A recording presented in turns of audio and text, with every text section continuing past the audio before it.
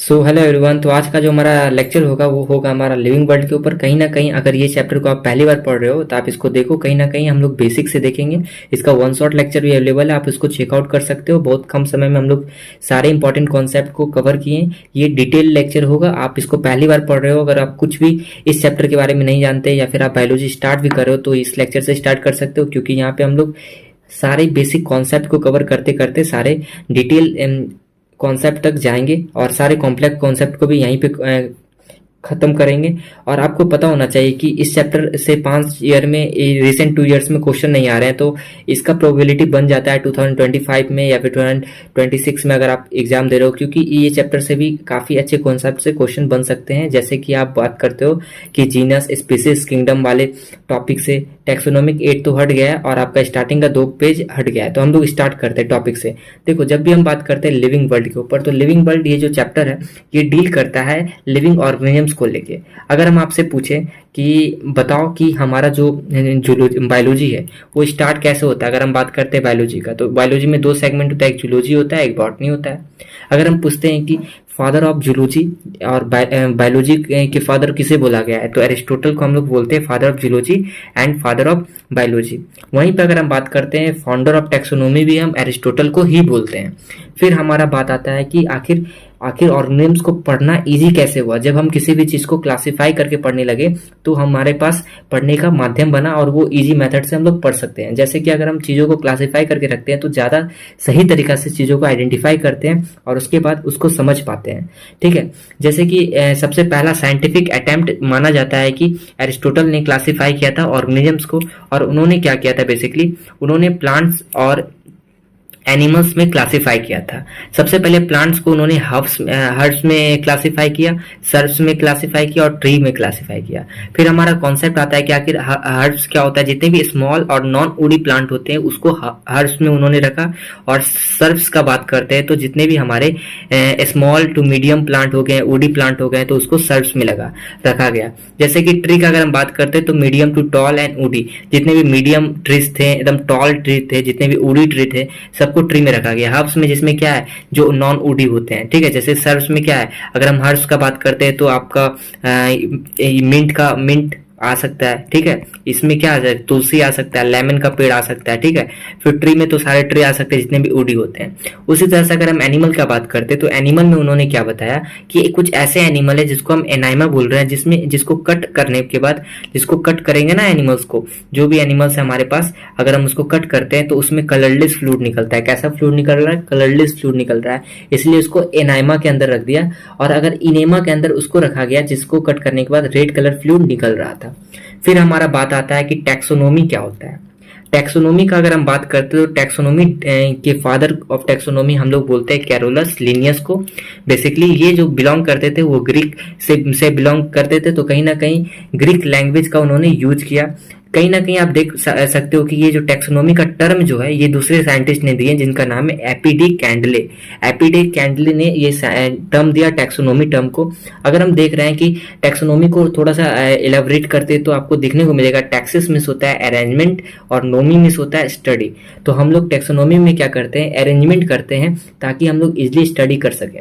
फिर बात आता है कि टैक्सोनॉमी में एनसीईआरटी ने कुछ स्टेप दिया हुआ है। पहला स्टेप्स बोलते हैं कि कैरेक्टराइजेशन करना है, जिसको हम डिस्क्रिप्शन बोलते हैं। ठीक है, जिसको हम डिस्क्रिप्शन बोलते हैं। यहाँ पे स्पेलिंग में थोड़ा सा कट गया, आप इसको देख लेना। उसके बाद अगर हम बात करते हैं सेकंड स्टेप, जिसको हम आइडेंटिफिकेशन बोलते हैं।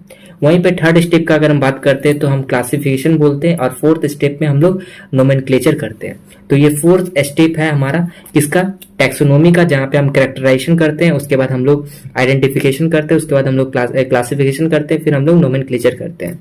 फिर अगर हम बात करते हैं कि आखिर सिस्टमेटिक्स होता क्या है, जब हम बात करते हैं सिस्टमेटिक्स को लेके, तो सिस्टमेटिक क्या है, एक लेटिन टर्म है। और ये जो टर्म है ये किसने दिया था, कैरोलस लिनियस ने। टैक्सोनॉमी किसने दिया था, एपी कैंडले ने। यहाँ ध्यान रखना ये टर्म कौन दिया था, एपी कैंडले ने। और उसी तरह से सिस्टमेटिक एक लैटिन टर्म है जो किसने दिया, कैरोलस लिनियस ने। अब हम बात करते हैं कि आखिर इसमें आप कैरेक्टराइजेशन, आइडेंटिफिकेशन, क्लासिफिकेशन, नोमेनक्लेचर के साथ जब आप फाइलोजेनी, फाइलोजेनी मतलब कि इवोल्यूशनरी हिस्ट्री। इवोल्यूशनरी हिस्ट्री का मतलब होता है कि जो सजेस्ट करता है रिलेशनशिप अमॉन्ग ऑर्गेनिजम्स, मतलब कि एंसेस्टर्स रिलेशनशिप्स, उसको हम इवोल्यूशनरी हिस्ट्री बोलते हैं। तो सिस्टमेटिक में बेसिकली हम characterisation, identification, classification, nomenclature plus phylogeny मतलब इवोल्यूशनरी हिस्ट्री के बारे में पढ़ते हैं, और ये सजेस्ट करता है रिलेशनशिप अमॉन्ग ऑर्गेनिजम्स। देखो नॉर्मली इवोल्यूशन चैप्टर में ये कॉन्सेप्ट पढ़ाया जाता है। देखते हैं कि इवोल्यूशनरी रिलेशनशिप को जानने से पहले हम लोग देख रहे हैं कि आखिर यहाँ पे क्या होता है। जैसे कि इसको ट्रिक से हम लोग याद कर सकते हैं, दशरथ जी, राम जी, और उसके बाद कुश, अयोध्या, और फिर घर गए। तो यहाँ पे देख सकते हो कि दशरथ जी, फिर उसके बाद राम जी और कुश, अयोध्या, घर गए। तो आप ऐसे ही इस ट्रिक को याद कर सकते हो, मतलब कि दशरथ में ड्रेप्टोपिथेकस, फिर राम जी रामापिथेकस, फिर कुश मिस आपका हो गया कैरियोपिथेकस, फिर आपका अयोध्या का हो गया ऑस्ट्रियोपिथेकस, फिर आप होमो को होमो से याद कर सकते हो। अब बेसिकली जो अरेंजमेंट होता है वो इस तरह से होता है, ड्रिप्टोपिथेकस, फिर रामापिथेकस, फिर कैरियोपिथेकस, ये सबसे पुराना, फिर होमो, होमो भी होमो हेवेलिस, फिर इरेक्टस आया, फिर सेपियंस आया। सेपियंस अभी भी प्रेजेंट है, जो अभी भी लिविंग है, ठीक है। बाकी ये सारे पीछे वाले एक्सटिंक्ट कर गए हैं, ठीक है। अब हम लोग बात करते हैं फादर ऑफ बॉटनी के बारे में। जब हम बात करते हैं फादर ऑफ बॉटनी तो इसको हम थियोफ्रेस्टस बोलते हैं, और बेसिकली ये जो साइंटिस्ट थे जिसको हम लोग फादर ऑफ बॉटनी बोल रहे हैं, थियोफ्रेस्टस, ये टैक्सोनॉमी प्लस फाइलोजेनी, ये एक एनसीईआरटी लाइन बोलता है कि टैक्सोनॉमी प्लस फाइलोजेनी दोनों मिला के सिस्टमेटिक बनता है, जिसमें हम लोग देखिए जो टैक्सोनॉमी था वो डिराइव कहाँ से हुआ था, ग्रीक वर्ड से। वहीं पे अगर हम सिस्टमेटिक का बात करते हैं तो ये डिराइव होता है लैटिन वर्ड से। तो सिस्टमेटिक डिराइव होता है लैटिन वर्ड से, वहीं पे टैक्सोनॉमी डिराइव होता है ग्रीक वर्ड से। फिर हमारा आता है कि कैरोलस लिनियस का कंट्रीब्यूशन। कैरोलस लिनियस ने, जो साइंटिस्ट थे, उन्होंने बाइनोमियल नोमेनक्लेचर दिया, और उन्होंने बताया कि हर एक ऑर्गेनिजम्स का एक सिंगल नेम होना चाहिए। अगर हर एक ऑर्गेनिजम्स का एक सिंगल नेम नहीं होगा तो अलग अलग जगह पे उसको अलग अलग नामों से बुलाया जाएगा, जिसके कारण से कन्फ्यूजन हो सकता है, प्रॉब्लम क्रिएट हो सकता है। इसी के कारण से हर एक ऑर्गेनिजम्स का एक सिंगल नाम होना चाहिए, और वो कंपोज हो 2 वर्ड्स से, ठीक है। जैसे कि उन्होंने 2 बुक्स लिखा नोमेनक्लेचर में, उन्होंने एक प्लांट्स के लिए लिखा और एक एनिमल के लिए लिखा, और for plants nomenclature, for animal nomenclature. उन्होंने 2 किंगडम क्लासिफिकेशन भी कैरोलस लिनियस ने दिया था। फिर बात आता है कि आखिर need for universal nomenclature, why? Because it is very difficult to identify organisms on the basis of common name. हम लोग कॉमन नेम के बेसिस पे अगर ऑर्गेनिजम्स को अगर जानने का कोशिश करते हैं तो कहीं ना कहीं प्रॉब्लम क्रिएट कर सकता है, बिकॉज कॉमन नेम क्या होगा, कहीं ना कहीं वेरीज करेगा प्लेस टू प्लेस। आप देखते होगे कि आप एक प्लेस से दूसरे प्लेस ही जाते हो तो आपको बहुत सारे लैंग्वेज में वेरिएशन दिखते हैं। तो सोचो कि अगर कंट्री वाइज देखा जाए तो कितने कॉमन नेम्स बन सकते हैं। आपके घर के भी नाम अलग होते होंगे, आपके स्कूल के नाम अलग होते होंगे, इसीलिए डेट्स वाई एक नोमेनक्लेचर करना जरूरी बन गया था। अब हम लोग बात करते हैं 2 किंगडम क्लासिफिकेशन के ऊपर। 2 किंगडम क्लासिफिकेशन जैसे मैंने बताया भी कि कैरोलस लिनियस ने दिया था, और कैरोलस लिनियस ने क्या क्या प्रॉपर्टी देखा था। उन्होंने सबसे पहले याद रखना है कि इसमें रमल सी करके आप याद कर सकते हो, रमल सी करके। अब इसमें रमल सी करके कैसे याद रखना है, देखो सबसे पहले आपको याद रखना है कि ये रमल सी एक ट्रिक है। आप अगर डायरेक्ट भी याद रहता है तो ऐसे याद कर लो। बेसिकली ये response to external stimuli, stimulus, R से response to external stimulus, M से मोड ऑफ न्यूट्रिशन, और लोकोमोशन, सेल वॉल और contractile vacuole. Response to external stimulus और mode of nutrition, locomotion, cell wall और कॉन्ट्रैक्टाइल वैक्यूल, ये हमारा 5 property देखा गया जो कैरोलस लिनियस ने देखे प्लांट और एनिमलिया के बीच में। तो उस वक्त उन्होंने प्लांट और एनिमल ना बोल के उन्होंने प्लांटिया और एनिमलिया बोलते थे। तो प्लांटिया में उन्होंने क्या देखा कि रिस्पॉन्स टू एक्सटर्नल स्टिमुलस जो है वो अब्सेंट है, पर लिटरली तो प्रेजेंट होता है ना। तो उन्होंने उस वक्त क्या बोला कि ये अब्सेंट होता है। अब हम लोग बात कर रहे होंगे कि एनिमलिया के ऊपर। एनिमलिया में देखा कि ये स्टिमुलस जो है वो प्रेजेंट है। फिर उसके बाद हम लोग देख पा रहे हैं कि कहीं ना कहीं हमारा मोड ऑफ न्यूट्रिशन जो है ऑटोट्रॉपिक देखने को मिला। ऑटोट्रॉपिक देखने को मिला किसमें, प्लांटिया में। ऑटोट्रॉपिक मतलब कि जो सेल्फ फूड खुद से बनाए with the help of A sunlight, ठीक है। और हेट्रोट्रॉपिक मतलब कि जो प्लांट पे डिपेंड हो। अगर हम बात करते हैं लोकोमोशन, तो उन्होंने बताया कि प्लांटिया में लोकोमोशन नहीं होता है, वहीं पे लोकोमोशन प्रेजेंट होता है एनिमलिया में। सेल वॉल प्रेजेंट होता है हमारा प्लांटिया में, वहीं पे सेल वॉल एब्सेंट होता है हमारा कहाँ पे, हमारा एनिमलिया में। वहीं पे कॉन्ट्रैक्टाइल वैक्यूल का बात करते हैं तो ये प्रेजेंट कहाँ पे होता है, कॉन्ट्रैक्टाइल वैक्यूल कॉन्ट्रैक्टाइल वैक्यूल जो प्रेजेंट होता है वो एनिमलिया में प्रेजेंट होता है, और हमारा जो प्लांटिया में कॉन्ट्रैक्टाइल वैक्यूल एब्सेंट होता है। अब हम लोग देखते हैं कि बायनोमियल नोमेनक्लेचर में आखिर ये नोमेनक्लेचर किया कैसे गया। सबसे पहले देखो, बायनोमियल नोमेनक्लेचर का बात करते हैं तो इसमें सबसे पहला वर्ड जो होता है वो हमारा जीनस नेम को बताता है। किसको बताता है? जीनस नेम को बताता है। और सेकेंड वर्ड जो होता है स्पेसिफिक एपिथेट को बताता है। बेसिकली अगर हम बात करते हैं जीनस नेम के ऊपर, तो जीनस नेम क्या है? ओनली फर्स्ट लेटर क्या होना चाहिए? कैपिटल होना चाहिए। बाकी रिमेनिंग जो लेटर होगा वो स्मॉल लेटर होगा। ये बात आप लोग को पता होना चाहिए। ओनली फर्स्ट लेटर जो होगा वो कैपिटल होगा और रिमेनिंग ऑल स्मॉल होना चाहिए। वहीं पे अगर हम बात करते हैं सेकंड वर्ड के ऊपर, तो स्पेसिफिक एपिथेट के बारे में क्या बोला गया कि जितने भी लेटर लिखा जाएंगे वो सारे कितना कैसे होने चाहिए? स्मॉल होने चाहिए। जैसे कि देखो हमारे पास क्या है, ये हमारे पास टिग्रिस, लियो और पार्डस, ये हमारे पास क्या स्पेसिफिक एपिथेट है। और कहीं ना कहीं देख पा रहे होगे पार्डस भी आपका पी स्मॉल में लिखा हुआ है, तो ये पूरा लेटर स्मॉल में लिखा हुआ है। ठीक है, तो अब यहाँ पे देख सकते हो कि जैसे कि हमारा ये फर्स्ट वर्ड जीनस है, पैंथेरा जीनस है, और ये हमारा क्या है? स्पेसिफिक एपिथेट है, टिग्रिस, लियो और पार्डस। तो कहीं ना कहीं आप देख पा रहे होगे कि कहीं ना कहीं पैंथेरा में फर्स्ट लेटर कैपिटल है, बाकी सारा स्मॉल है। तो ये इस तरीका से हम लोग क्या है, फर्स्ट वर्ड और सेकेंड वर्ड में बायनोमियल नोमेनक्लेचर करना स्टार्ट किए थे, जिसमें जीनस नेम और स्पेसिफिक एपिथेट को देख के हम लोग नोमेनक्लेचर करना स्टार्ट किए। अब हमारे पास आता है रूल्स फॉर बायनोमियल नोमेनक्लेचर, जिसके लिए हम लोग ने क्या किया, कुछ रूल्स बनाए कि आपको क्या करना है कि इटालिक्स में लिखना है। और इटालिक्स में भी जब हम लोग प्रिंटेड होगा तो जो प्रिंटेड होगा वो इटालिक्स में लिखाएगा, और बाकी एल फॉर लेटिन में लिखना है। लेटिन मतलब कि लेटिन लैंग्वेज में लिखना है, और यू मतलब कि वो यूनिवर्सली एक्सेप्टेड होगा, और अंडरलाइन सेपरेटली होगा। अगर मान लो कि उसको हैंड रिटन लिखे तो अंडरलाइन सेपरेटली होगा। ये चीजें आपको आगे अभी तुरंत समझ में आ जाएगी। जैसे कि देखो हमारे पास मैग्निफेरा इंडिका, इसका कॉमन नेम क्या होता है? मैंगो होता है।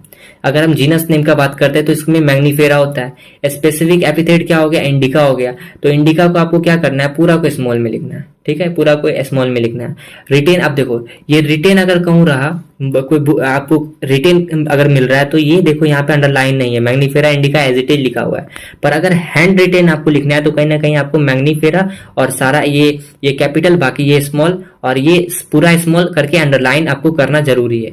तो यही बात यहाँ पे बोला जा रहा था कि एक तो आपको इटालिक में लिखना है, इटालिक लिखना है मतलब कि ये थोड़ा सा कर्व करके, फिर लैटिन लैंग्वेज होगा, फिर वो यूनिवर्सली एक्सेप्टेड है, और अंडरलाइन सेपरेटली अगर हैंड रिटेन हो तो। ठीक है, अब हम लोग देखते हैं आगे। फिर हमारे पास आता है कि जैसे कि होमोसेपियंस है, तो होमोसेपियंस में हम क्या देख पा रहे हैं कि हमारे पास होमोसेपियंस है, और इसको अगर हम हैंड रिटेन में देख रहे हैं तो ये होमोसेपियंस हो गया। जहां पे अगर हम बात कर रहे हैं कि हैंड रिटेन में हम लोग अंडरलाइन करेंगे और रिटेन में हम लोग अंडरलाइन नहीं करेंगे, बाकी सारा चीज फॉलो करेंगे। यहाँ पे भी देखो ये यहाँ पे अंडरलाइन करके लिखा होना चाहिए दोनों पे, मस्का डोमेस्टिका। ठीक है, अब आगे बायनोमियल नोमेनक्लेचर में ना, तो वहां पे हम लोग ऑथर का नाम भी इंक्लूड करते हैं। जैसे कि अगर हम बात करते हैं binomial nomenclature also include author name. Binomial nomenclature में जो होता है हमारा वो जीनस और जेनरिक नेम सबसे पहला चीज, और उसके बाद स्पेसिफिक एपिथेट, और अब हम लोग थर्ड देखते हैं कि ऑथर का नाम और ऑथर का साइटेशन, ये इसका मतलब क्या है। सबसे पहले ये इसका पोजीशन कहाँ पे लिखा आ जाएगा?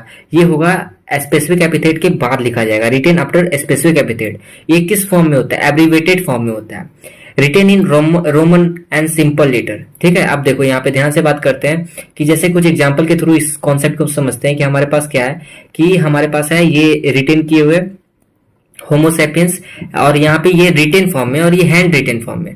हैंड रिटेन फॉर्म में बस अंडरलाइन आपको करना है। होमोसेपियंस लीन, LINN, तो ये लीनियस को दिखा रहा है। मैग्निफेरा इंडिका, उसके बाद देख सकते हो ये स्मॉल में है ना। इंडिका आपका स्पेसिफिक एपिथेट है, और आपका जीनस क्या है? मैग्निफेरा है। यहाँ पे भी जीनस मस्का है। होमोसेपियंस में आपका होमो जीनस है, सेपियंस आपका क्या है? Specific epithet. लीनियस क्या? एब्रीवेटेड फॉर्म में है ना। तो यहाँ पे बस सिर्फ आपको अंडरलाइन कर देना है, ये हैंड रिटेन फॉर्म में। अब देखो यहाँ पे एक नोट है जो आपको याद रखना है कि ऑथर का नाम बायनोमियल नोमेनक्लेचर में is neither written in italics, वो इटालिक्स में लिखा नहीं जाएगा। इटालिक्स का मतलब कर्व करके है ना, तिरछा करके, नॉर सेपरेटली अंडरलाइन, ना तो उसको अंडरलाइन किया जाएगा। क्यों नहीं किया जाएगा? क्योंकि ऑथर का जो नाम है वो बोल सकते हो कि does not represent it's native country. ऐसा नहीं है कि वो कंट्री को रिप्रेजेंट कर रहा है कि इस नेटिव कंट्री से बिलोंग कर रहा है। ठीक है, तो that's why we can't write with the author name, और उसको हम लोग ना तो इटालिक्स में लिखेंगे ना तो उसको हम सेपरेटली अंडरलाइन करेंगे। अब हमारे पास आता है कैरोलस लिनियस के बारे में। कैरोलस लिनियस के बारे में भी बहुत इंपॉर्टेंट 2 बुक है उन्होंने लिखा है जो आपको याद रखना होगा। सबसे पहले अगर हम बात करते हैं एनिमल नोमेनक्लेचर के लिए, उन्होंने लिखा है सिस्टमा नेचुरई। ठीक है। और प्लांट नोमेनक्लेचर के लिए उन्होंने लिखा है स्पीसीज प्लेंट्रम, ठीक है। तो ये दो बुक उन्होंने लिखे हैं, कैरोलस लिनियस ने दो बुक लिखा है नोमेनक्लेचर के लिए। अब हम लोग बात करने वाले हैं कि कुछ फुल फॉर्म्स है, और ये full forms important full forms में नीट में आए हुए हैं, और कहीं ना कहीं आप देख सकते हो कि ये जो फुल फॉर्म्स होते हैं ना, ये हमारा ICBN international code for botanical nomenclature, ठीक है। और यहाँ पे ICZN international code for zoological nomenclature, और आईसीएनबी को हम लोग कैसे याद रखते हैं, international code for nomenclature of bacteria. तो कहीं ना कहीं सबसे पहले आप देख सकते हो कि बीएन आ रहा है तो सबसे पहले यहाँ पे बोटनिकल नोमेनक्लेचर आएगा, और एनबी आ रहा है तो सबसे पहले बैक्टीरियल नोमेनक्लेचर आएगा, नोमेनक्लेचर किसका, बैक्टीरिया का। अब यहाँ पे आता है 7 ऑब्लिगेट कैटेगरीज। अगर आपने पहले से कोई ट्रिक बनाए रखे हो तो आप वैसे याद रखो, अदरवाइज मैं अपने ट्रिक से आपको याद कराता हूँ। सबसे पहले देखो ये निमोनिक्स क्या है, Kohli play cricket on flat ground straight. Kohli miss हो गया किंगडम, प्ले मिस हो गया फाइलम और डिवीजन, और फाइलम हम लोग एनिमल के लिए यूज करते हैं, और डिवीजन हम लोग प्लांट के लिए यूज करते हैं। उसके बाद हम लोग बात करते हैं क्रिकेट मिस क्लास, और ऑन मिस हो गया ऑर्डर, और फ्लैट मिस हो गया फैमिली, और ग्राउंड मिस हो गया जीनस, और स्ट्रेट जो रिप्रेजेंट कर रहा है स्पीसीज को रिप्रेजेंट कर रहा है। अब हम लोग एक एक करके किंगडम को डिटेल में पढ़ेंगे, फाइलम को डिटेल में पढ़ेंगे, क्लास को डिटेल में पढ़ेंगे, ऑर्डर को डिटेल में पढ़ेंगे, और फैमिली और जीनस और स्पीसीज को डिटेल में पढ़ेंगे। देखो जब हम बात करते हैं टैक्सोन के ऊपर और कैटेगरी के ऊपर, तो पहले वहां जाने से पहले टैक्सोन और कैटेगरी के बारे में एनसीईआरटी क्या बताता है। जैसे कि देखो हमारे पास ये 3 क्लासरूम है, क्लास 9, क्लास 10 और क्लास 7। बेसिकली ये जो क्लासेस है ना, ये एक कैटेगरी है। क्लास 9, क्लास 10, क्लास 7 में कैटेगरी है, पर अगर आप इसके बच्चा को, आप क्लास 9 के स्टूडेंट को देखोगे तो कहीं ना कहीं बहुत डिफरेंट तरह के स्टूडेंट आपको दिखेंगे। जो क्लास 9 में पढ़ रहे हैं, जो क्लास 10 में पढ़ रहे हैं, उसमें भी डिफरेंट स्टूडेंट दिखेंगे, जिसमें कॉमन आपको वैरायटी दिखेगा, और क्लास 7 में भी कुछ कॉमन वैरायटी दिखेगा। पर क्लास 7 और 9 में भी कुछ कॉमन वैरायटी दिखेंगे और कुछ कॉमन वैरायटी नहीं दिखेंगे। कुछ के एज ज्यादा होंगे, कुछ के एज कम होंगे। कहीं ना कहीं आपको यहाँ पे ये देखना है कि ये जो क्लास 9, क्लास 10, क्लास 7 ये जो कैटेगरीज है, उसी तरीका से हम लोग टैक्सोन को डिफाइन करते हैं। और इसमें जो स्टूडेंट है वो एक तरह से बोल सकते हो कि वो टैक्सोन है, और ये जो क्लास 9 और 10 और क्लास 7 है वो एक कैटेगरी को डिफाइन कर रहा है। अब हम लोग देखते हैं टैक्सोन और कैटेगरी के बारे में एनसीईआरटी क्या लिखता है कि टैक्सोन डील करता है ऑब्जेक्ट एंड ऑर्गेनिजम्स। टैक्सोन किससे डील करता है, ऑब्जेक्ट और ऑर्गेनिज्म से डील करता है। वहीं पे कैटेगरी जो डील करता है वो डील विद रैंक। टैक्सोन एक रियल कॉन्सेप्ट है, वहीं पे कैटेगरी एक एब्स्ट्रैक्ट कॉन्सेप्ट है। Taxon belong to any rank, और अगर हम बात करते हैं कैटेगरी के बारे में तो ये वन पर्टिकुलर रैंक से बिलोंग करता है, वन पर्टिकुलर रैंक से बिलोंग करता है। जैसे कि आप देखो, इसको आपको और इजी तरीका से समझ जाना है। जैसे कि देखो हमारे पास एक पिरामिड बना दिए, और इसमें हम लोग किंगडम, फाइलम, क्लास और ऑर्डर, फैमिली, जीनस और स्पीसीज को लिख दिए हैं, ठीक है। यहाँ पे हम देखते हैं कि एनसीईआरटी लिखता है कि जो हमारा हाईएस्ट कैटेगरी है वो हमारा किंगडम है। बेसिकली अगर हम एज कंपैरिजन बोले, जैसे कि अगर हम बोले जीनस हाईएस्ट है या स्पीसीज है, तो आप बोलोगे जीनस हाईएस्ट कैटेगरी में आएगा। अगर हम बोलेंगे सिमिलरिटी कि आपको किस में ज्यादा देखने को मिलेगा, स्पीसीज में देखने को मिलेगा। तो ये कॉन्सेप्ट याद रखना, ये इंपॉर्टेंट कॉन्सेप्ट है, नीट को भी लेके, सारे कॉन्सेप्ट को लेके देखो ध्यान से सुनना हम क्या बता रहे हैं। बेसिकली अगर हम हाईएस्ट कैटेगरी का बात कर रहे हैं तो किंगडम को सबसे हाईएस्ट कैटेगरी माना गया है। हम देख रहे हैं कि ये हमारा फाइलम है जिसको डिवीजन बोलते हैं प्लांट के केस में। तो जब हम लोग असेंडिंग, मतलब कि जब हम लोग स्पीसीज से किंगडम के ऊपर जाते हैं, जब हम लोग स्पीसीज से किंगडम के ऊपर जाते हैं तो कहीं ना कहीं असेंडिंग के केस में क्या होता है, सिमिलरिटी डिक्रीज होता है। जैसे कि अगर हम बात करते हैं, अगर हम हायर कैटेगरी में जा रहे हैं तो सिमिलरिटी डिक्रीज होगा। जैसे अगर हम आपको बोल रहे हैं प्लांटिया में तो बहुत प्लांटिया है। अगर हम आपको बोल रहे हैं बैक्टीरिया, तो कहीं ना कहीं हम एक स्पेसिफिक के ऊपर बात कर रहे हैं ना। तो कहीं ना कहीं देखो, अगर हम आपसे बोल रहे हैं कैनेडिया फैमिली, और हम अगर बोल रहे हैं कि एनिमल, तो एनिमल में सारे एनिमल आ जाएंगे। अगर हम बोलेंगे कैनेडिया फैमिली, तो अगर आप फैमिली से रिलेट करोगे। अगर हम आपको बोलते हैं कार्निवोरा ऑर्डर, तो कहीं ना कहीं आप ऑर्डर को रिलेट करोगे, सिर्फ एक का ऑर्डर होगा। पर वहीं पे अगर हम किंगडम बोलते हैं एनिमेलिया, तो आप वहां पे आप ये इलाबरेट नहीं कर सकते कि आप कौन सा एनिमल के ऊपर बात कर रहे हो, किसके फाइलम के ऊपर, किसके क्लास के ऊपर, किसके ऑर्डर के ऊपर। वहीं पर अगर हम बात करते हैं प्लांटिया और एनिमेलिया के ऊपर, तो प्लांटिया और एनिमेलिया में लेस सिमिलरिटीज देखने को मिलेगा, और ये लेस स्पेसिफिक होता है। ये लेस स्पेसिफिक और हाई स्पेसिफिक का वर्ड क्या डिफाइन करता है, ध्यान से सुनना। अगर हम बात करते हैं कि जैसे कि देखो, अगर हम आपको स्पीसीज में बोल रहे, डॉग स्पीसीज है और कैट एक स्पीसीज है। ये डॉग और कैट में ज्यादा आपको सिमिलरिटी दिखेगी। पर अगर हम बात करते हैं प्लांटिया एनिमेलिया, क्या आपको सिमिलरिटी दिख रही है? ज्यादा नहीं दिख रही है। तो इसमें ज्यादा आपको सिमिलरिटी दिखेगी, और साथ साथ ये मोर स्पेसिफिक बातें हम लोग की हैं, एकदम स्पेसिफिक बोले कि डॉग और कैट के बारे में बात कर रहे हैं। पर अगर हम बात कर रहे हैं कि फाइलम अक्वाडेटा, और आप अगर हम बात करते हैं आर्थ्रोपोडा, ठीक है। तो आर्थ्रोपोडा और कॉर्डेटा में बहुत अंतर है, तो कहीं ना कहीं हमको इलाबरेट करने में, सोचने में प्रॉब्लम ज्यादा होगा, क्लासिफाई करने में ज्यादा प्रॉब्लम होगा एज कम्पेयर टू डॉग और कैट। डॉग और कैट में क्या होगा, कहीं ना कहीं हम इजिली सिमिलरिटी देख पा रहे हैं, ये मोर स्पेसिफिक होता है, ठीक है। तो स्पीसीज को लोएस्ट कैटेगरी माना गया, किंगडम को हाईएस्ट कैटेगरी माना गया है। अब हम लोग देखते हैं, हमने बात कर लिया कि अगर हम लोग असेंडिंग से डिसेंडिंग जाते हैं, मतलब असेंडिंग से मतलब स्पीसीज से किंगडम के ऊपर जाते हैं, तो कहीं ना कहीं स्पेसिफिसिटी जो होता है वो डिक्रीज होता है। और जब हम लोग किंगडम से मतलब किंगडम से अगर हम जीन स्पीसीज के पास आ रहे हैं, मतलब डिसेंडिंग ऑर्डर को फॉलो कर रहे हैं, तो कहीं ना कहीं स्पेसिफिसिटी जो होगा वो हमारा क्या होगा, इंक्रीज होगा। जितना भी स्पेसिफिसिटी जो होगा वो हमारा क्या होगा, इंक्रीज होगा। अब हम लोग देखते हैं आगे, taxon of lower category show. Taxon of lower category show के बारे में बात करते हैं। जैसे अब इसको हम फिर से देख लेते हैं, ये मोर सिमिलरिटी शो करता है, ज्यादा स्पेसिफिसिटी होता है, easy to establish relationship among them, easily हम क्या करते हैं, रिलेशनशिप देख सकते हैं आपस में। अब हम लोग एक एक को डिटेल में पढ़ते हैं। जैसे कि हमारे पास स्पीसीज, ठीक है। स्पीसीज का जब हम बात करते हैं तो ये ऐसे ऑर्गेनिम्स के बारे में बात कर रहा है जो फंडामेंटल सिमिलरिटी दिखाता है हमारा बिहेवियर के ऊपर, या बॉडी फॉर्म के ऊपर, या साइज के ऊपर। जैसे कि स्पीसीज में हम लोग क्या देखते हैं, डॉग है, लायन, डॉग में लायन, टाइगर और लेपर्ड, ये तीन एक स्पीसीज है ना। कहीं लायन, टाइगर और लेपर्ड में भी बहुत सारा आपको एक कॉमन चीज दिखेगा, तो उसके बिहेवियर में, बॉडी फॉर्म में और साइज में। तो ग्रुप ऑफ ऑर्गेनिज्म जो फंडामेंटल सिमिलरिटी दिखाए उसको स्पीसीज एनसीईआरटी बोलता है। But we can distinguish one species from other close related species based on distinct morphological. कहीं ना कहीं अगर हम देखते हैं कि लायन में क्या फर होता है, पर वहीं पे क्या लेपर्ड में क्या होता है, बहुत सारे मार्क्स होते हैं ना, मार्क्स होते हैं, तो उससे हम लोग आइडेंटिफाई कर सकते हैं। फिर हमारा एक और कॉन्सेप्ट है जिसके थ्रू हम आइडेंटिफाई कर सकते हैं दो स्पीसीज, दो अलग अलग स्पीसीज को। वो कॉन्सेप्ट है रिप्रोडक्शन का। हम क्या करेंगे, दो ऑर्गेनिम्स को क्या करेंगे, आपस में एक ब्रीडिंग कराएंगे। जब क्या होगा, अगर वो उसका जो ऑफस्प्रिंग बनेगा वो फर्टाइल अगर निकला, तो कहीं ना कहीं हम बोल सकते हैं कि वो दो ऑर्गेनिजम्स ए और बी होगा वो सेम स्पीसीज का है।